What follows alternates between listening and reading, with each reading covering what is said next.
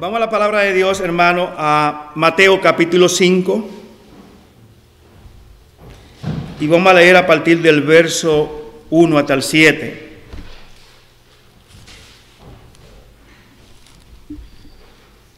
Dice así la palabra de Dios. Viendo la multitud, subió al monte, y sentándose vinieron a él sus discípulos.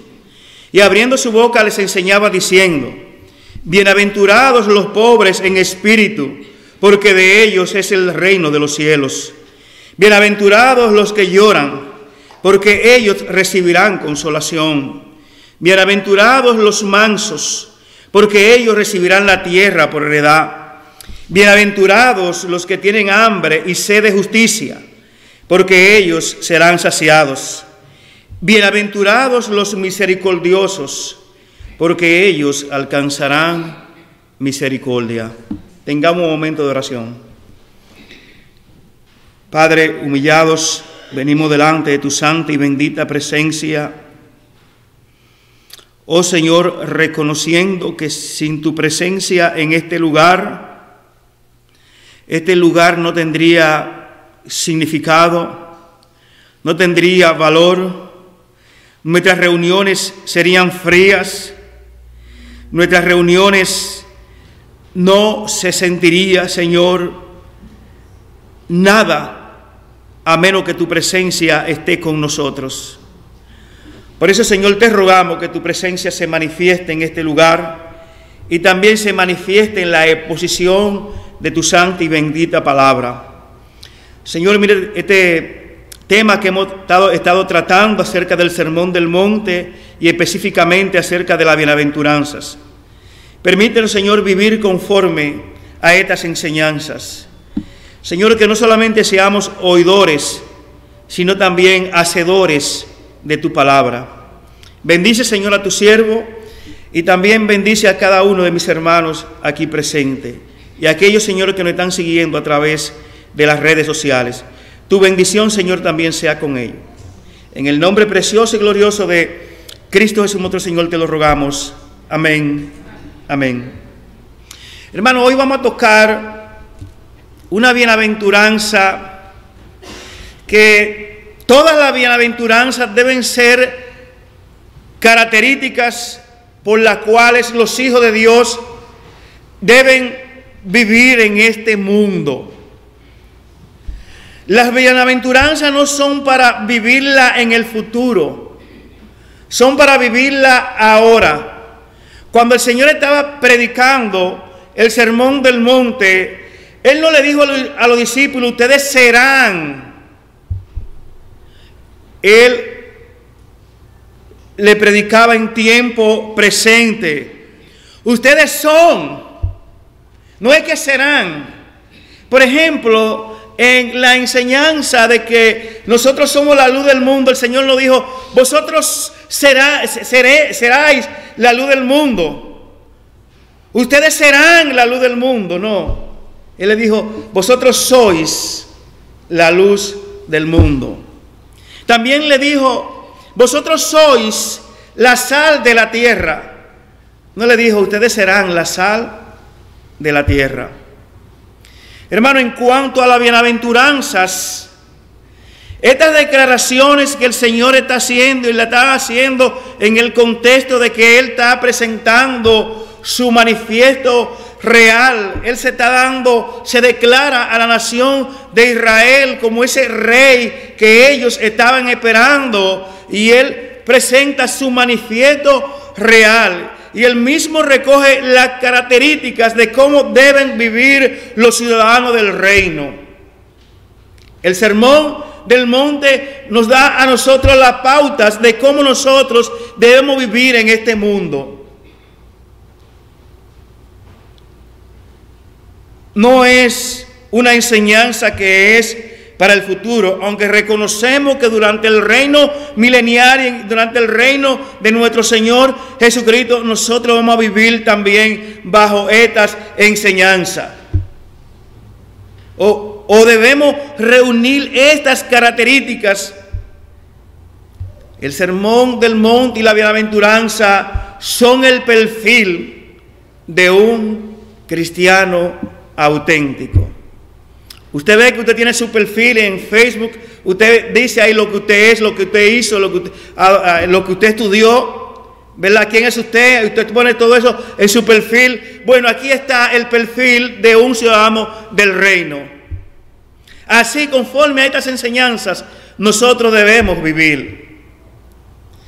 Y por eso vimos que la primera bienaventuranza, y la primera bienaventuranza, especialmente las primeras 4 bienaventuranzas, tienen que ver con acciones concretas del creyente y que lo relacionan en su relación con Dios. Bienaventurados los pobres en espíritu. En realidad esa es la actitud del creyente. Así debe ser un discípulo verdadero ante Dios. Debemos sentirnos cada día aplastados por nuestro pecado y sentirnos que somos pobres en espíritu y tener una dependencia de Dios. Pero ante la realidad de que somos pobres en espíritu y que cada día, hermano, es necesario arrepentirnos de nuestros pecados, la gracia de Dios y su palabra nos revela de que somos pecadores. ¿Qué hacemos? Lloramos por nuestros pecados. La vida cristiana es una vida de arrepentimiento. La doctrina del arrepentimiento no solamente es para los inconversos,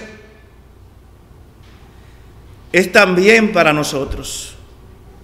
El evangelio no solamente es para el inconverso, el evangelio también es para nosotros.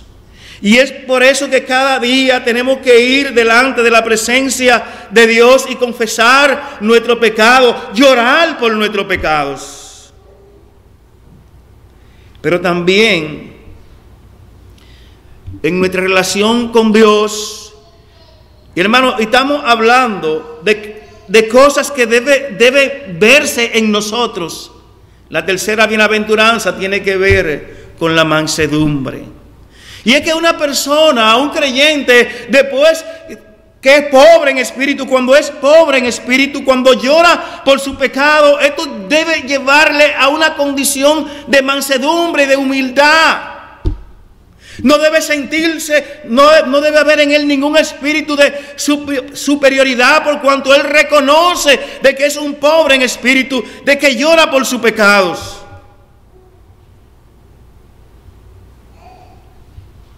Ahora bien,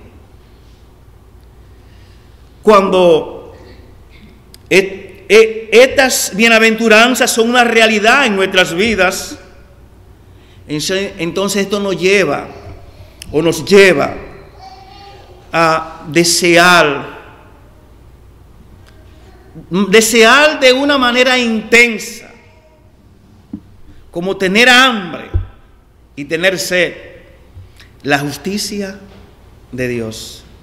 Miren algo acerca de las bienaventuranzas. Yo la diría que son como la construcción de un gran edificio. Es como si fuese el edificio de la piedad del creyente. Pero un edificio, cuando se comienza a construir, primero se echan los cimientos y viene una primera planta. La primera planta de ese edificio es la pobreza de espíritu.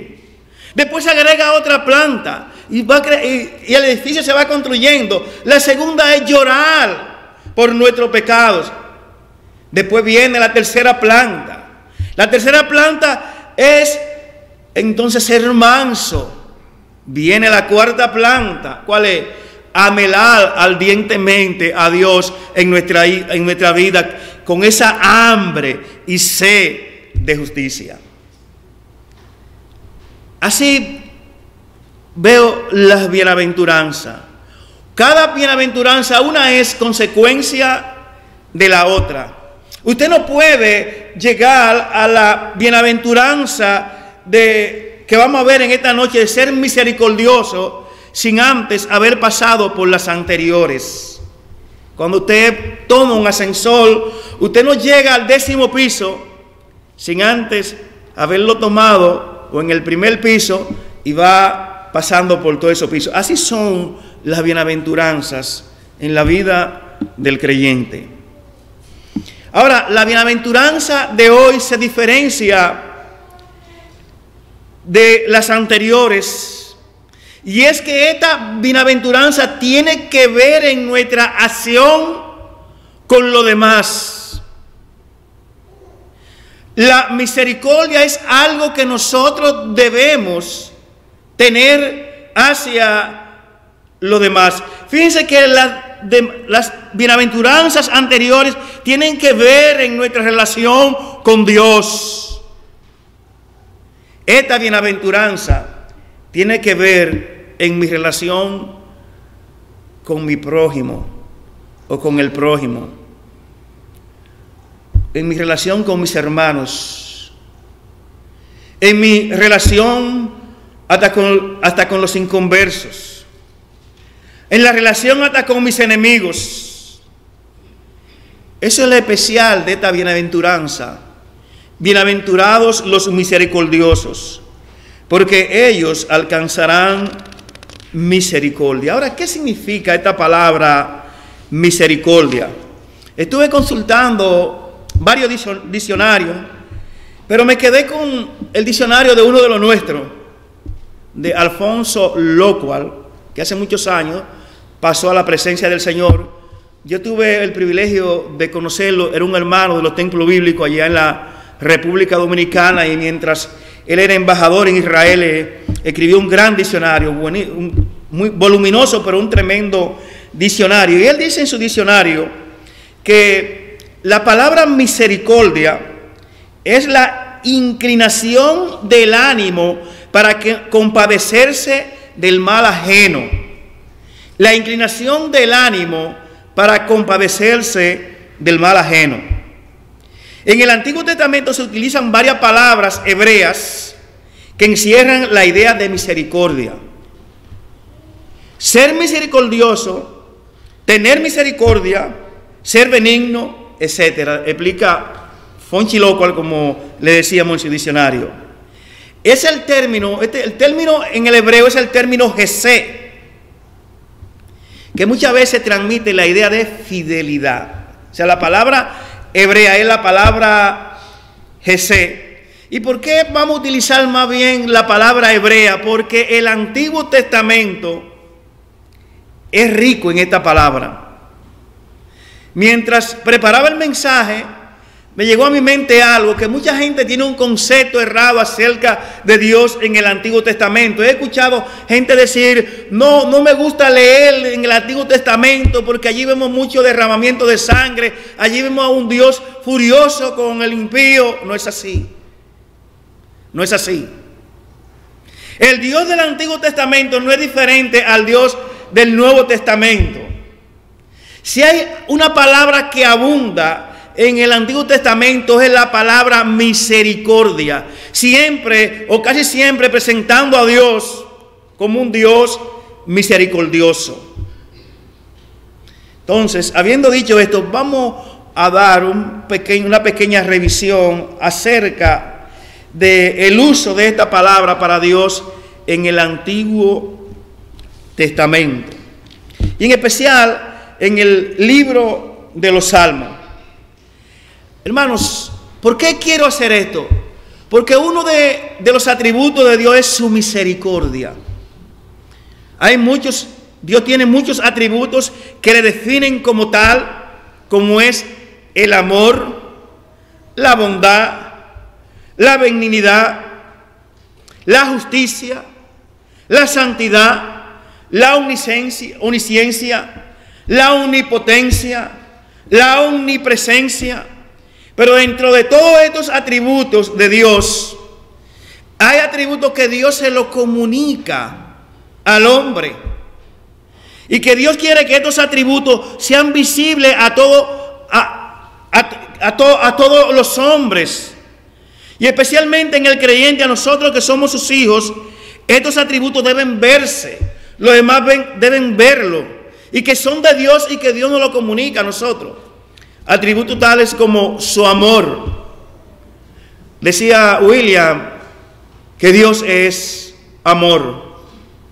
Pero Dios nos comunica ese atributo a nosotros. Nosotros también debemos amar. Debemos amar porque Dios es amor.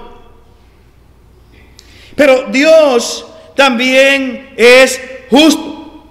¿Qué es lo que Dios desea de sus hijos? Que también practiquen la justicia. Los padres que están aquí tienen ciertas cualidades que ellos o nosotros quisiéramos ver en nuestros hijos, ¿o no? Claro que sí. O sea, las cosas buenas que hay en nosotros, que por cierto no son muchas, pero por lo menos las buenas, nosotros quisiéramos verlas reflejadas en nuestros hijos. Y muchas veces sentimos cierto orgullo cuando nos dicen, oye, o cuando dicen, mira, el hijo se parece al padre, pero no a veces físicamente, sino por actitudes o virtudes que pueda tener ese padre y la vean en el hijo. El padre cuando oye eso dice, qué bien se siente. Es decir, el padre es responsable y dice que su hijo es responsable, se siente bien. Hermano, ¿y qué podríamos decir de Dios? Si Dios es amor, Él quisiera ver en sus hijos, que sus hijos también aman. Si Dios es justo, Él quisiera ver que sus hijos practiquen la justicia. Si Dios es santo, y lo es, y es 3 veces santo, Dios es santo, 3 veces santo, lo que más Él desea es que sus hijos vivan en santidad. Y Pedro lo dice en primera de Pedro, habla de la santidad.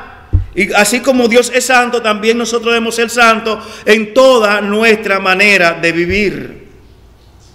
Ahora, volviendo a esta bienaventuranza, bienaventurados los misericordiosos, porque ellos alcanzarán misericordia. Dios es misericordioso. Y podemos verlo en el Antiguo Testamento, pero especialmente solamente voy a traer algunos versículos del libro de los Salmos. El libro de los Salmos, la palabra misericordia, este es sustantivo, aparece aproximadamente 165 veces solamente en el libro de los Salmos. Y la mayoría de las veces se refiere a Dios, hablando de la misericordia de Dios, exaltando la misericordia de Dios. Hay un salmo que no lo vamos a leer, pero usted puede leerlo en su casa por razón de tiempo. El Salmo 136 es un salmo que es un himno a la misericordia de Dios. Y usted ve este salmo que la primera parte hace una declaración acerca de Dios, por ejemplo. Solamente para que un ejemplo voy a dar. El salmo comienza diciendo, alabad a Jehová porque Él es bueno. Y ahí encontramos una declaración, porque para siempre es su misericordia. El verso 2 dice, alabad al Dios de los dioses, porque para siempre es su misericordia. Alabad al Señor de los señores, porque para siempre es su misericordia. Y así sigue el salmo, pero agrega esta expresión, porque para siempre es su misericordia. Hermanos, si hay algo que los creyentes deberíamos estar siempre exaltando y cantando, es la misericordia de Dios, o las misericordias de Dios. Cuán bueno y cuán misericordioso ha sido Dios para con nosotros. Pero el salmista, por ejemplo, en el Salmo 33:5 dice, Él ama, hablando de Dios, justicia y juicio. De la misericordia de Jehová está llena la tierra. En Salmo 36:7 dice, cuán preciosa, oh Dios, es tu misericordia. Por eso los hijos de los hombres se amparan bajo la sombra de tus alas. En el Salmo 59:16 dice, pero yo cantaré de tu poder y alabaré de mañana tu misericordia, porque has sido mi amparo y refugio en el día de mi angustia. Vemos en todos estos textos bíblicos que hemos leído, alabando, exaltando la misericordia de el Señor. Por ejemplo, el Salmo 145 ya usa aquí este adjetivo presentando a Dios como misericordioso. Y dice el verso 8, clemente y misericordioso es Jehová, lento para la ira y grande en misericordia. La misericordia de Dios es, hermano, infinita, podríamos decir. ¿Por qué? Porque en el Salmo 103, en el verso 17 dice, mas la misericordia de Jehová es desde la eternidad y hasta la eternidad sobre los que le temen, y su justicia sobre los hijos de los hijos. La misericordia de Dios, hermano, está presente todos los días. Está su misericordia. Por ejemplo, Jeremías dice en el libro de Lamentaciones, en el capítulo 3, verso 22, dice, por la misericordia de Jehová no hemos sido consumidos, porque nunca decayeron sus misericordias. Nuevas son cada mañana. Grande es tu fidelidad. Hermano, ese versículo ha sido de tanto aliento para mi vida. A veces uno termina un día sumamente duro, de muchas presiones, de muchas incertidumbres. Son de esos días que uno no quisiera que se repitieran, ya sea en el trabajo, ya sea en el hogar, y por qué no decirlo, hasta en la misma iglesia, con situaciones que pasan. Y especialmente en el trabajo, yo me aferro de este versículo que hemos leído. Las misericordias de Dios son nuevas cada mañana. El próximo día será diferente. ¿Por qué? Porque tenemos las misericordias de Dios a nuestro favor. Vamos, la misericordia de Dios son para siempre. ¿Pero para quién? Para los que le temen. Para que los que aman en sus mandamientos. ¿Para quién? Para sus hijos. Ahora, Dios tiene misericordia para toda la humanidad. Ese sol que sale todos los días, Dios muestra su misericordia, tanto para los justos como para los injustos. Dios manda la lluvia, una muestra de la misericordia de Dios, pero solamente llueve en el sembradío de los justos, no, también de los injustos. Dios, nuestro Dios, es un Dios misericordioso. Vamos entonces a nuestro segundo punto, que tiene que ver ya propiamente con esta bienaventuranza, la práctica de la misericordia en la vida del creyente. Ya vimos que Dios, nuestro Dios, es un Dios misericordioso. Dios ama ser misericordia. Es uno de sus atributos. Ahora aquí la bienaventuranza dice, bienaventurados los misericordiosos, dice nuestro Señor Jesucristo. Es decir, el Señor está allí directamente hablándole a sus discípulos. Le dice, ustedes son bienaventurados, son felices.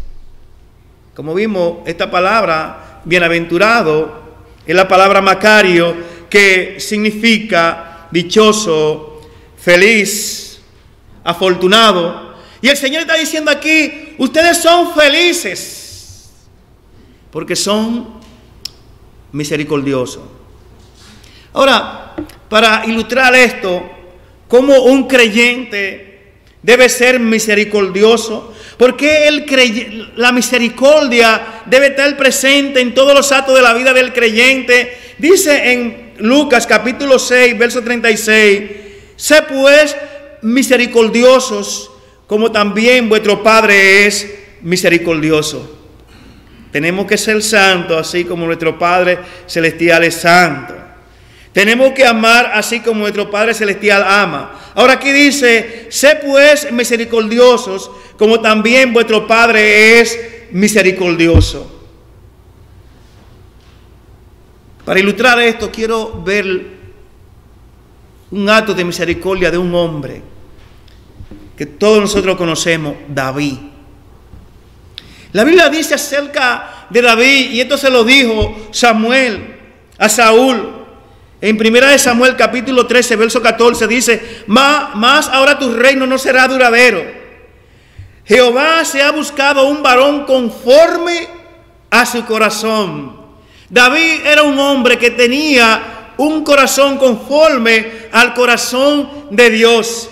Pero para eso tenía que manifestarse, tenía que verse. Los demás tenían que ver eso. Miren, y uno de los atributos o una de las virtudes, de David es que David se ve en la Biblia como un hombre misericordioso. Varias veces él tuvo a Saúl, su enemigo. Él pudo haberlo matado. David no lo hizo. Ahora, uno de los actos de misericordia más grandes de David lo encontramos en 2 de Samuel capítulo 9, verso 1, y vamos a leer solamente hasta el 7. Una historia que todos ustedes conocen, he predicado de este texto anteriormente, pero es la misericordia que David mostró a un hijo de Jonatán, su amigo. La misericordia que David tuvo hacia Mefibosé. 2 de Samuel capítulo 9 dice así: dijo David, ¿ha quedado alguno de la casa de Saúl a quien haga yo misericordia por amor de Jonatán? Y había un siervo de la casa de Saúl que se llamaba Siba, el cual llamaron para que viniese a David, y el rey le dijo, ¿eres tú Siba? Y él respondió, tu siervo. El rey le dijo, no ha quedado nadie de la casa de Saúl a quien haga yo misericordia de Dios. Y Siba respondió al rey, aún ha quedado un hijo de Jonatán lisiado de los pies. Entonces el rey les respondió, ¿dónde está? Y Siba respondió al rey, he aquí, está en casa de Maquir, hijo de Amiel, en Lodebar.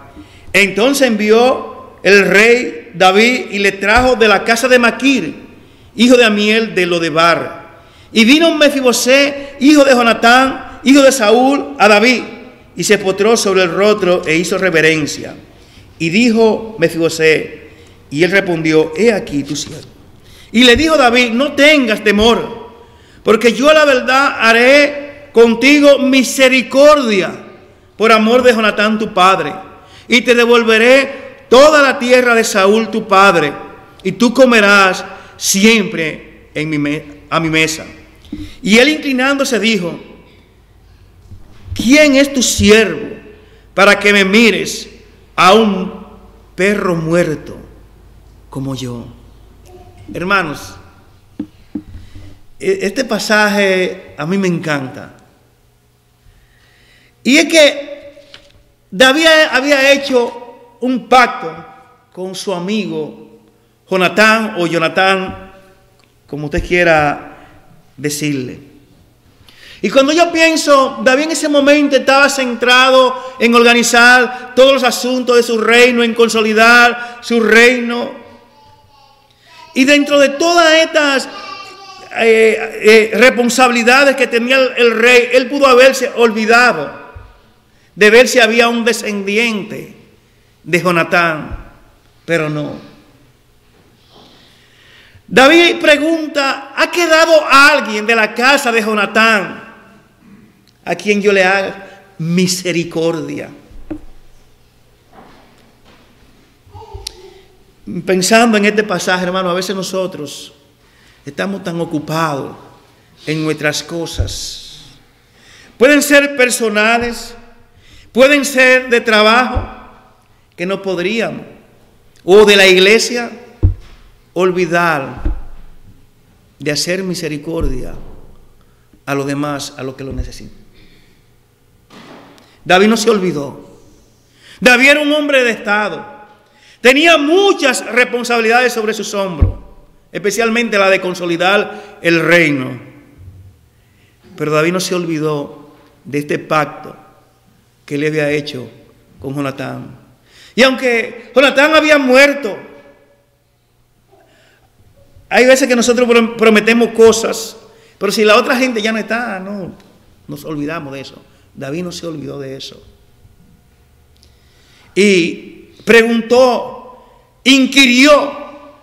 No se quedó ahí solamente. Alguien puede haber dicho, no sabemos nada. No, él inquirió. Y mandaron a buscar a este siervo de Saúl, llamado Siba. Entonces Siba le dijo, sí, quedó uno por ahí, llamado Mefibosé, pero es hasta lisiado de los pies. David mandó a buscarlo. Hermano, y el rey interesarse por una persona así, una persona lisiada, traerlo a su presencia. Pero es interesante la condición de Mefibosé. Él vivía apartado. Dice la palabra de Dios aquí que él vivía en la casa de Maquir, en la tierra de Lodebal.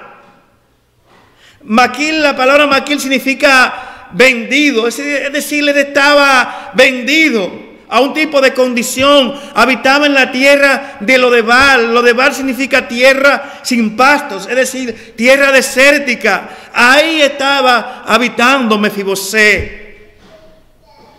Era terrible la condición de pobreza de este hombre. Este hombre realmente necesitaba de que se hiciese misericordia hacia él.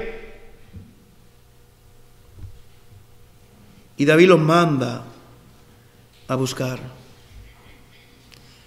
Leímos que la palabra de Dios nos manda a ser misericordioso, así como nuestro Padre celestial es misericordioso.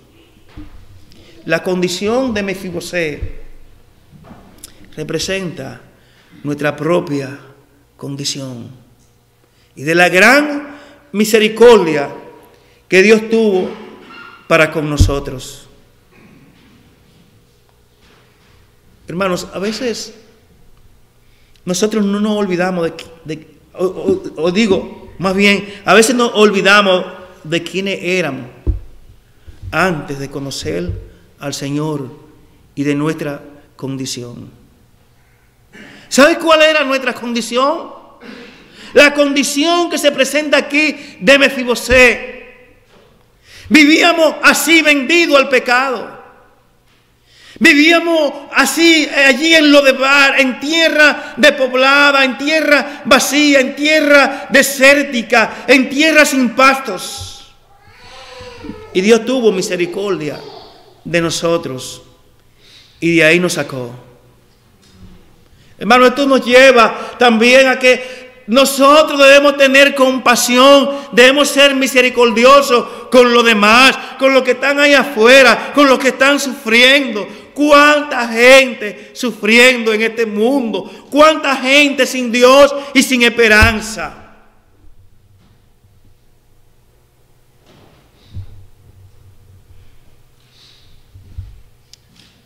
Estaba pensando ayer en personas que de alguna manera u otra Dios me ha llevado a ella, pero recordé un caso específico de un joven que murió de SIDA. Y cuando me dijeron que estaba en esa condición enfermo, fui a su casa, pero vivía en un estado de pobreza que ustedes no se imaginan. Y yo lo conocía porque una vez estábamos juntos en un lugar, estudiábamos juntos, y un amigo me dijo, mi fulano está muriendo de SIDA. Y fue impresionante ver en qué condición estaba él, físicamente hablando, pero también de toda la pobreza de que estaba rodeado.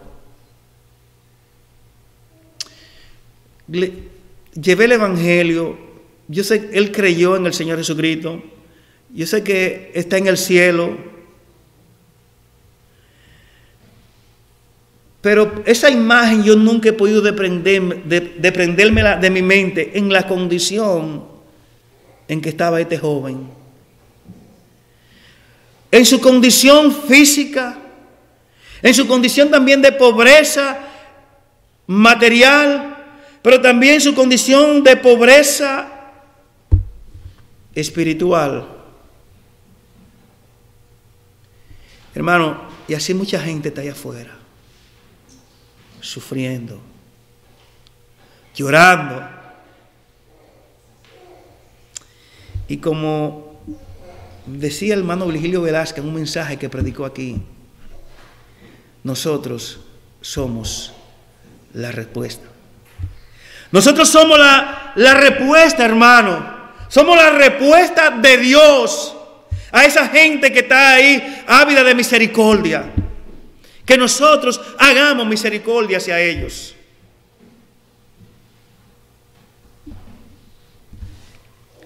David mandó a buscar a Mefibosé.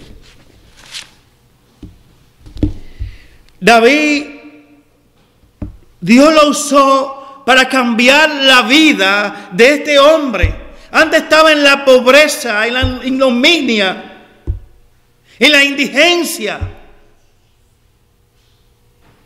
Todo lo que era de su padre y de su abuelo, Jonatán y Saúl, David hizo que se lo devolvieran. Pero David no solamente se quedó ahí, le dijo que todos los días él iba a venir a comer a su mesa, a la mesa del rey, al palacio.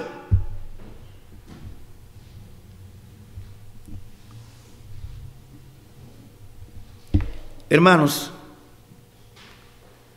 pensaba, a veces nosotros hacemos cosas o acciones de misericordia hacia una persona, pero la hacemos a media.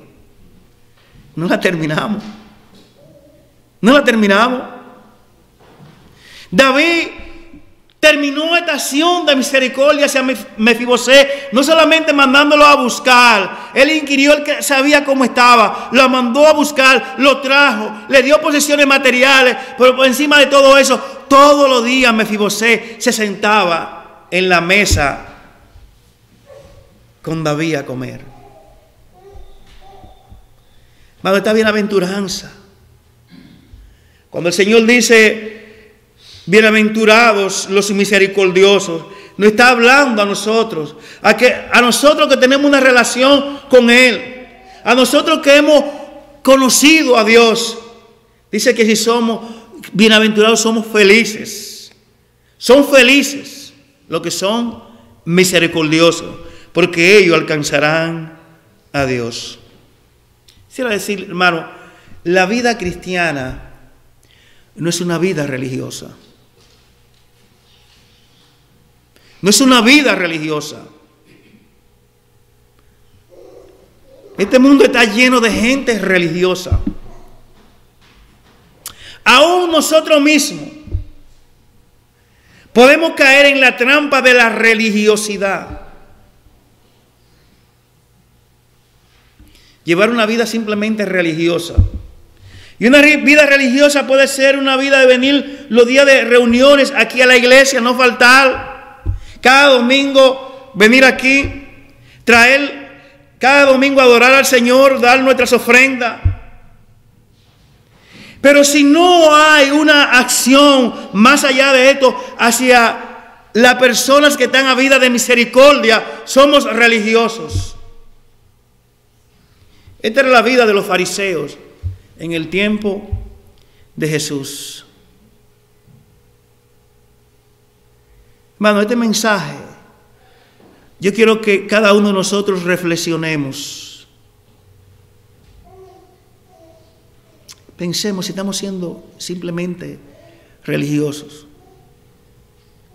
Porque es probable que nuestra vida esté así, pasando así, y llevar una vida así, de solamente venir al templo, pero no interesarnos por lo demás, no interesarnos por la condición de nuestro hermano Cuando el hermano no viene, ¿qué estará pasando con el hermano? Déjame llamarle, déjame ver qué le pasa al hermano, déjame buscarle, déjame ayudarle.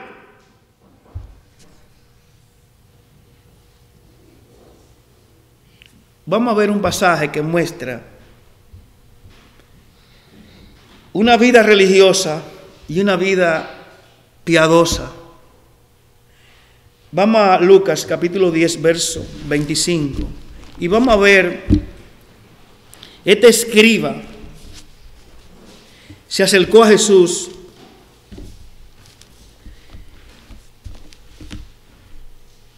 un escriba era un intérprete de la ley. O sea, era la persona que conocía bien la ley y la enseñaba. Pero los escribas, al igual que los fariseos, eran gente religiosa.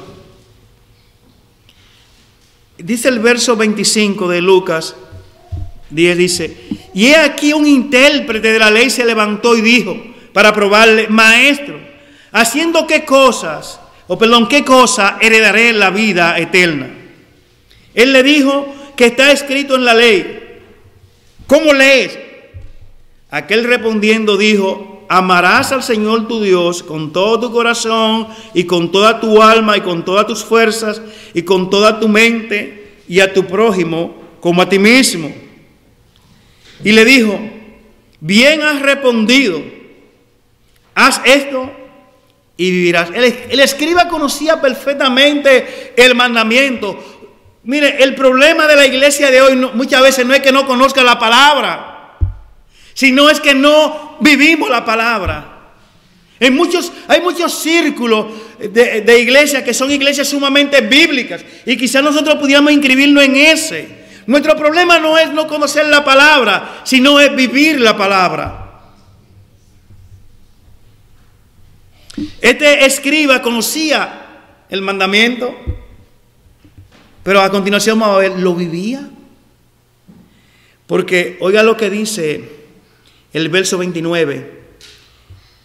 Pero él, o sea, Jesús le dijo: bien has respondido, a esto y vivirás. Pero él, queriendo justificarse a sí mismo, dijo a Jesús: ¿y quién es mi prójimo? A veces no podíamos preguntarnos: ¿quién es mi prójimo? Entonces el Señor le va a enseñar a través de esta parábola quién es su prójimo. Respondiendo Jesús dijo: un hombre descendía de Jerusalén a Jericó y cayó en manos de ladrones, los cuales les despojaron e hiriéndole se fueron, dejándole medio muerto. Aconteció que descendió un sacerdote por aquel camino y viéndole pasó de largo. Asimismo un levita, llegando cerca de aquel lugar y viéndole, pasó de largo. Pero un samaritano que iba de camino vino cerca de él y viéndole, fue movido a misericordia. Y acercándose, vendó sus heridas, echándole aceite y vino, y poniéndole en su cabalgadura, lo llevó al mesón y cuidó de él. Otro día al partir sacó 2 denarios y lo dio al mesonero y le dijo: cuídemele, y todo lo que gastes de más yo te lo pagaré cuando regrese. ¿Quién pues de estos 3 te parece que fue el prójimo del que cayó en manos de los ladrones? El escriba respondió, él le dijo: el que usó de misericordia con él. Entonces Jesús le dijo: ve y haz tú lo mismo. Hermano, es aquí esta historia que el Señor le narra a este escriba. Aquel hombre cayó en manos de ladrones. Después de despojarle de lo que tenía, lo dejaron casi muerto. Y viene un sacerdote descendiendo de Jerusalén y ve a ese hombre tirado allí en el camino. ¿Saben qué? El sacerdote lo vio, pero siguió de largo. Esto no es conmigo. Esto no es conmigo. ¿Quién era un sacerdote? Los sacerdotes eran aquellos que estaban allí en el templo. Eran los encargados de ofrecer los sacrificios. de hacer las ofrendas, los holocaustos. Era aquel hombre que él representaba a Dios delante del pueblo y al pueblo delante de Dios. Era un hombre de Dios. Cada uno de los que estamos aquí somos hombres y mujeres y jóvenes y niños de Dios. Pero este hombre ve la desgracia de su prójimo. La ve y pasa de largo. Esto no es conmigo.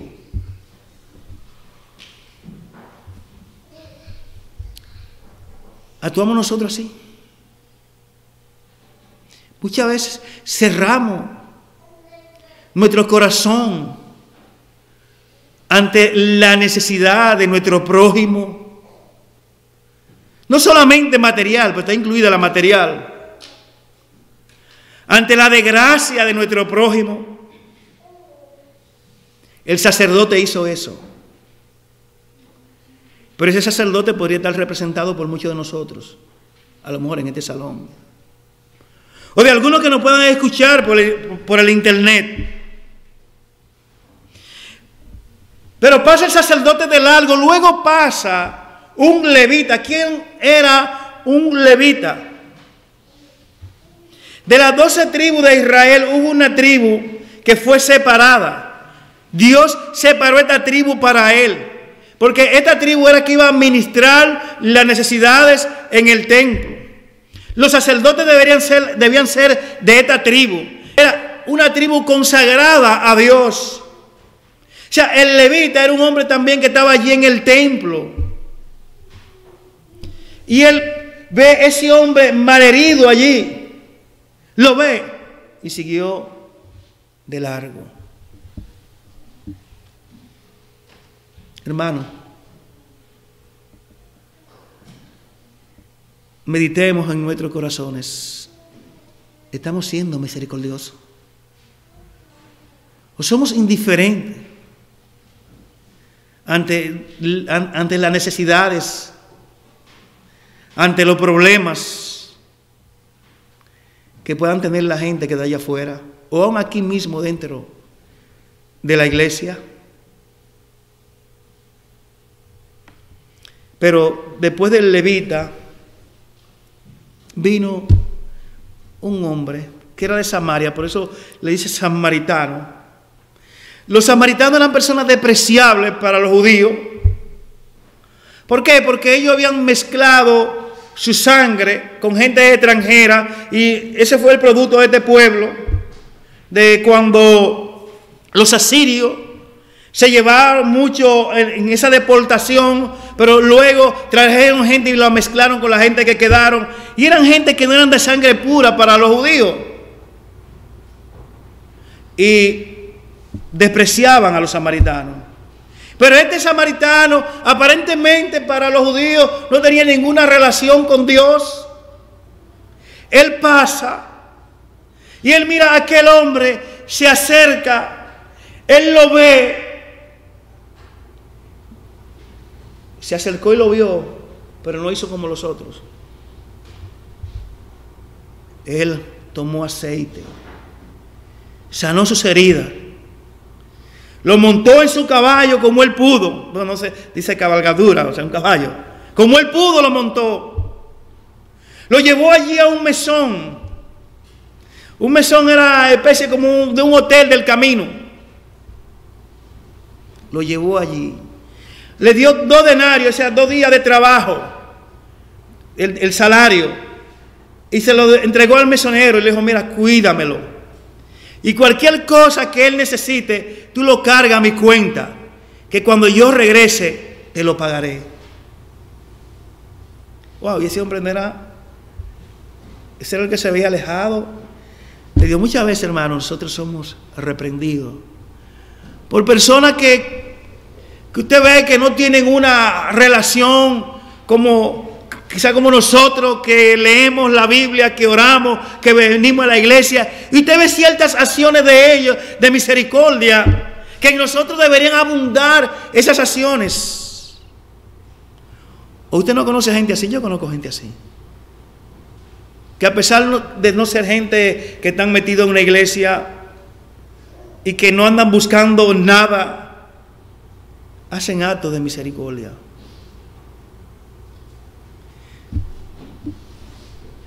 El Señor le pregunta, de estos tres, o sea, el Señor le pregunta, ¿quién?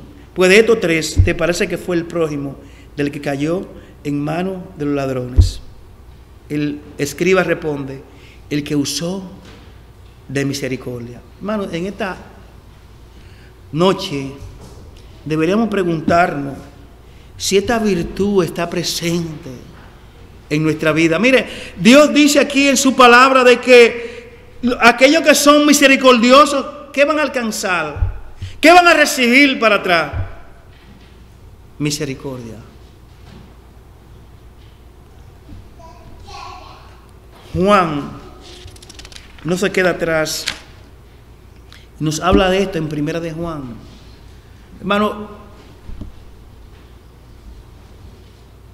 ¿cómo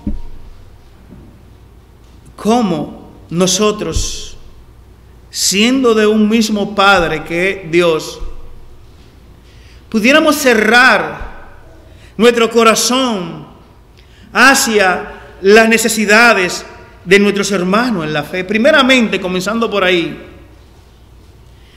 dice Juan en 1 de Juan capítulo 3 verso 16, dice, en esto hemos conocido el amor, en que Él puso su vida por nosotros. También nosotros debemos poner nuestras vidas por los hermanos. Pero el que tiene bienes en este mundo y ve a su hermano tener necesidad y cierra contra él su corazón, ¿cómo mora el amor de Dios en él? Hijitos míos, no amemos de palabra ni de lengua, sino de hecho y en verdad.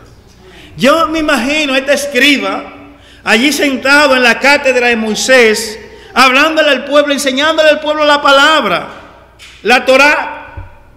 Y a lo mejor como predicaba, con la elocuencia que predicaba, pero no amaba a su prójimo. No estaba dispuesto a hacer misericordia hacia su prójimo. Hermanos, Dios no quiere sacrificio, sino misericordia. Y el Señor Jesucristo dice esto allí cuando los fariseos lo estaban cuestionando a Él, cuando Él estaba allí compartiendo con publicanos y pecadores. Dice en Mateo 9:13, dice, y pues, le dice el Señor a los fariseos y a los escribas, y pues, y aprended lo que significa misericordia quiero y no sacrificio, porque no he venido a llamar a justos, sino a pecadores al arrepentimiento. Hermanos, nosotros aquí en el ministerio podemos estar haciendo muchas cosas visibles. Podemos estar empeñados en estar predicando aquí desde este púlpito. Pero lo más importante es cómo nosotros reaccionamos con nuestros hermanos en la fe, ante las necesidades que ellos tengan. Lo más importante es cómo nosotros interactuamos con los inconversos allá afuera ante las necesidades que ellos tienen. Sobre todo las necesidades espirituales, pero también materiales. Llegó un momento en que Dios se cansó de la nación de Israel. Este pueblo estaba siempre celebrando la fiesta solemne, ceremonia para acá, ceremonia para allá, haciendo ayuno. Y miren lo que el Señor le dice en Isaías capítulo 58, hablando de estas cosas que ellos practicaban. Isaías capítulo 58. No sé en su Biblia, pero aquí en esta Biblia le pusieron un título, el verdadero ayuno. No sé si tiene un título en la suya, pero no importa que lo tenga o no lo tenga.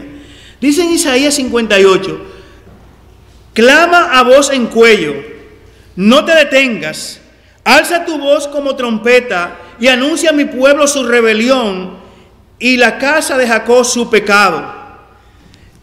Oigan lo que ellos hacían.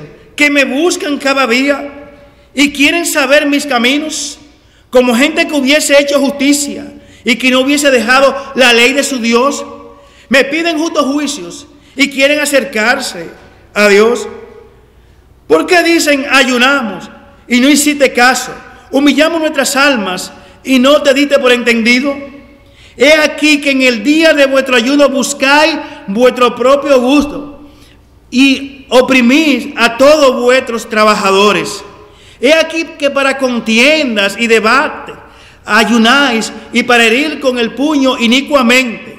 No ayunáis como hoy, para que vuestra voz sea oída en lo alto. Dice el verso 5, es tal el ayuno que yo escogí, que cada día aflija el hombre su alma y que le incline su cabeza como junco y haga cama de silicio y de ceniza. Pregunta el Señor, ¿es ese el ayuno que yo escogí? Que se haga cama de silicio, que te ponga luto, que como un junco mantenga tu cabeza inclinado así. Esa era la vida religiosa de este pueblo Israel. Pero sigue diciendo el verso,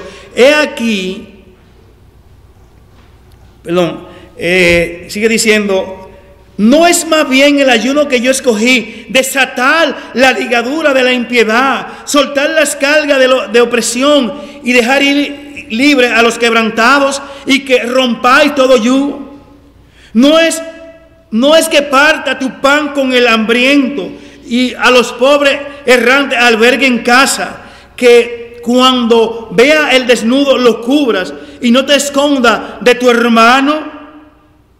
Entonces nacerá tu luz como el alba y tu salvación se dejará ver pronto. E irá tu justicia delante de ti y la gloria de Jehová será tu retaguardia. Hermano, aquí el pueblo de Israel ayunaban y hacían todo esto ayuno y se acostaban en cama de silicio y todo esto, pura religiosidad. Y el Señor rechaza, aborrece este ayuno.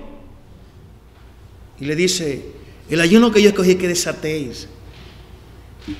El ayuno que yo escogí es que comparta tu pan con el prójimo. El ayuno que yo escogí es que vista al que está desnudo. El ayuno que yo escogí es que le dé albergue al pobre errante en tu casa. Hermano, esto es misericordia.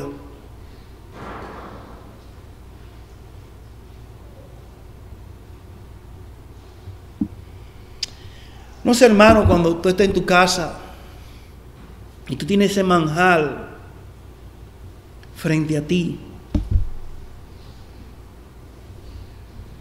y que estás con tu familia, o si en un party que estamos, que está ahí la abundancia de comida, tú piensas en los desamparados, tú piensas en los que no han comido en ese día. Tú piensas en los niños del África, ¿verdad? Que están muriendo de hambre. Tú piensas en los niños de Haití, en las personas en Haití que mueren también literalmente de hambre. Tú piensas en tus hermanos, en la condición de ellos. Piensa en esto.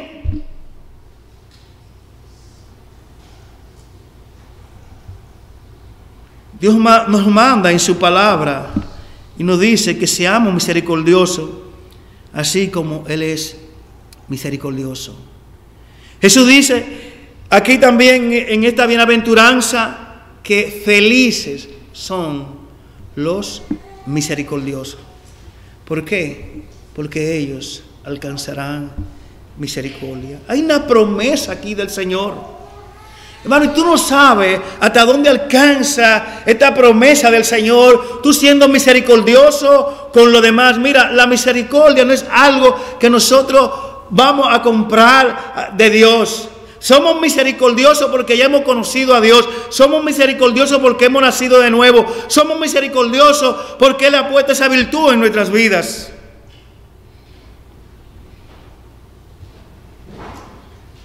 Mira, Tenemos que ser misericordiosos porque tú no sabes el día que tú también vas a necesitar de misericordia. Tenemos que ser misericordiosos porque nosotros no sabemos el día que uno de nuestros hijos va a necesitar de misericordia.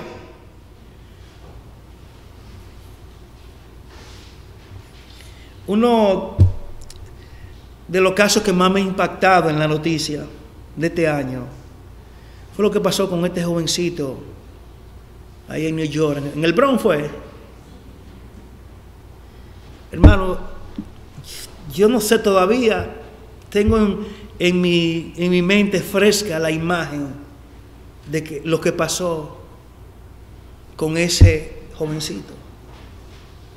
Y yo me preguntaba, y yo decía, pero ese pudo haber sido mi hijo Jonathan, que lo hayan confundido con alguien y que él desesperado entrara a una bodega buscando auxilio.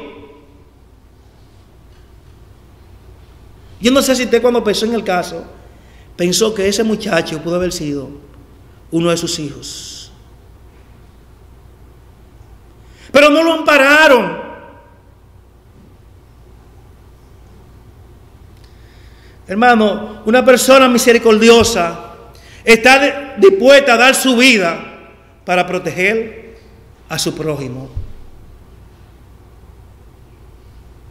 Y muchas personas han dado su vida protegiendo a los demás.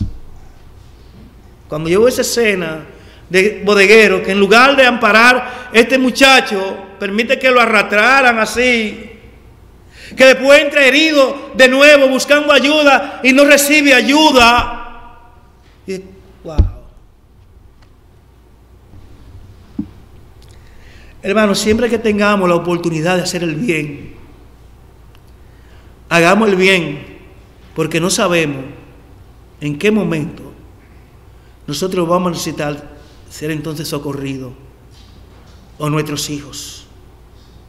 No sabemos, hermano. No sabemos.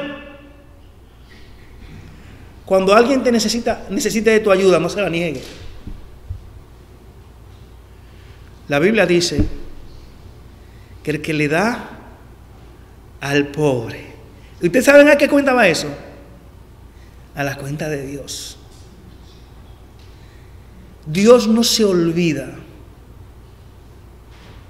de cuando nosotros hacemos misericordia. Con esto voy a terminar. El apóstol Pablo estuvo preso. Bueno, estuvo preso muchas veces. Pero en una de sus prisiones, todos le abandonaron. Sus amigos, su compañero, le abandonaron. Y en ese contexto que Pablo escribe segunda de Timoteo, un hombre que ha sido abandonado por la persona que en ese momento debieron estar cerca de él, le habían abandonado. Segunda de Timoteo es como el testamento del apóstol Pablo.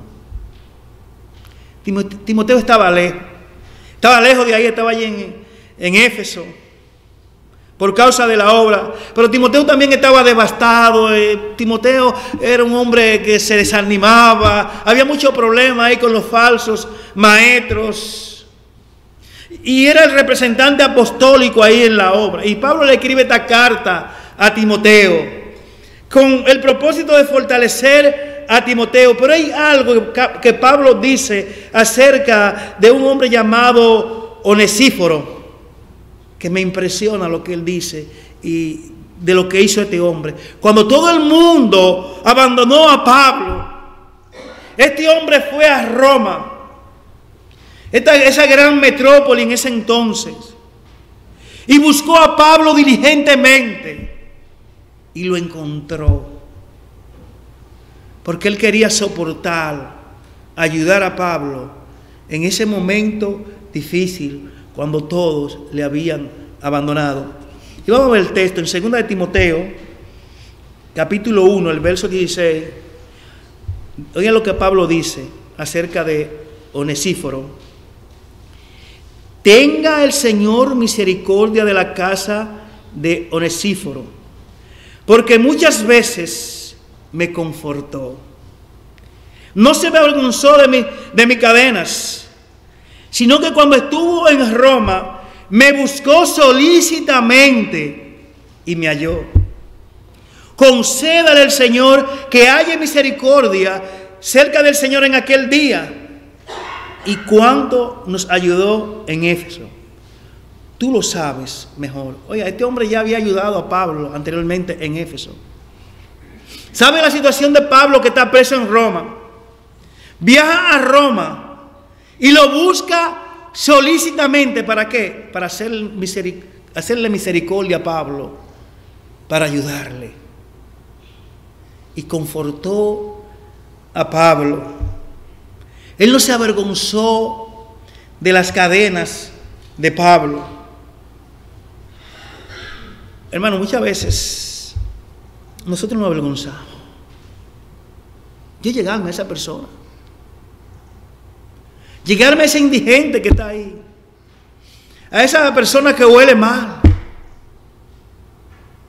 o esa, ay, hermano, el Señor Jesucristo a ese tipo de gente era que iba. Él fue al templo y se dirigió al estanque de Betesda. ¿Quiénes estaban en el estanque de Betesda? ¿Quiénes? Los enfermos, los desahuciados, los necesitados.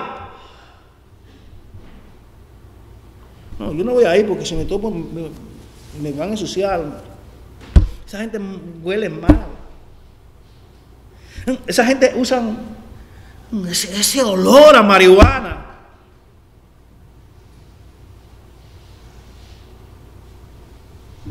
Hermano, esa gente necesita de misericordia. ¿Por qué juzgarlo? ¿Por qué juzgarlo? Tú no sabes de dónde vienen. Tú no sabes el infortunio que ellos han tenido de un hogar quebrado. Ellos también son una víctima. Y a veces esa gente nosotros lo rechazamos. Salimos de la Walgreens, me puede dar $1. No, porque si se lo doy se lo va a fumar. Eso no te importa lo que él pueda hacer. Muestra misericordia.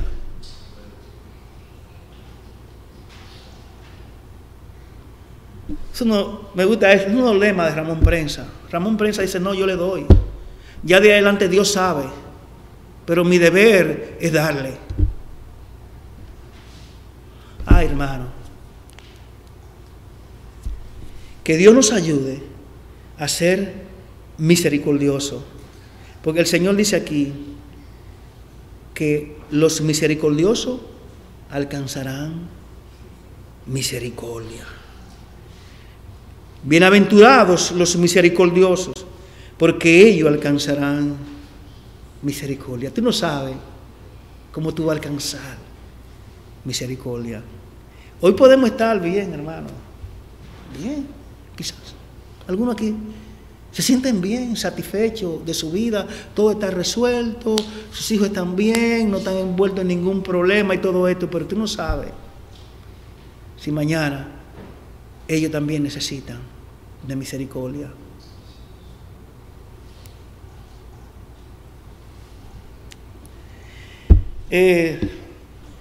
Yo he visto muchos casos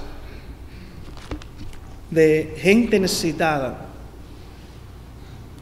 que reciben una ayuda y aquel que lo ayuda nunca se imaginaría que él después estaría en una condición igual. Pero Dios cumple su promesa. Luego la misericordia de Dios le alcanza. Yo no sé si tú alguna vez has estado en situaciones sumamente difíciles, apremiantes, que tú no sabes qué hacer, pero de repente anda lejos, donde no hay una estación de gasolina, donde no hay nada, se te pinche una goma, no tiene cómo cambiar la goma, no tiene, o la respuesta, el neumático, y tú ahí desesperado, y de repente pasa alguien y se para. ¿Cómo tú ves eso? ¡Wow! ¿verdad? Que cuando esa persona se para, yo he estado en situaciones así, que se han parado y me han ayudado, personas que se han ensuciado, que me da hasta apuro, pero me han ayudado. Ahora, hermano, es una enseñanza para mí. Y cuando yo veo a alguien en esa condición, yo debo hacer más. Yo no me paro porque ese puede ser un delincuente. Bueno, yo te voy a decir una cosa. Ten cuidado con eso, porque fácilmente nosotros en acciones como esta cada día vamos cerrando nuestro corazón contra el prójimo. O aquel hombre del que habla el Señor pudo haberse sido un delincuente a lo mejor, ¿o no? Pregunto, ¿o no? Pudo haber sido un delincuente y alguien le dio su paliza y lo dejó ahí. El sacerdote pasó, el levita pasó, el samaritano se acercó y se lo llevó consigo. Hermano, Dios nos manda a ser misericordiosos. ¿Qué hubiese sido de nosotros si Dios no hubiera tenido misericordia? Hermano, ¿qué hubiese sido de nosotros si Dios dice, no, yo no voy a tener misericordia por esa gente que es un ladrón, porque es un pecador, que es un asesino, que es un fornicario? No, que se vayan al infierno. El Señor tuvo misericordia de nosotros y por su misericordia estamos aquí.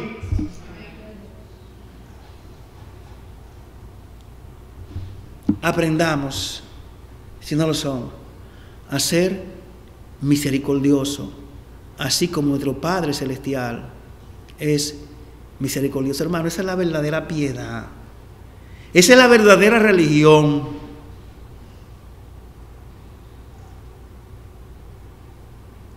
Voy a terminar con el título de Virgilio Velázquez, su mensaje. Nosotros somos la respuesta de Dios. Que el Señor lo bendiga. Oremos. Padre, te damos gracias, Señor, por tu palabra. Señor, cuán preciosa es esta bienaventuranza. Pero es más preciosa cuando se ve reflejada en la vida nuestra,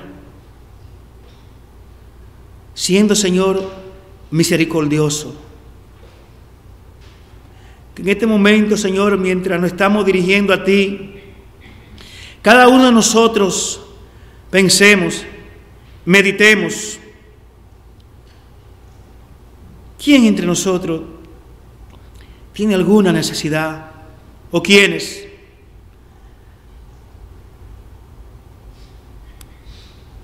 Para nosotros hacer actos de misericordia. Que pensemos allá afuera, Señor,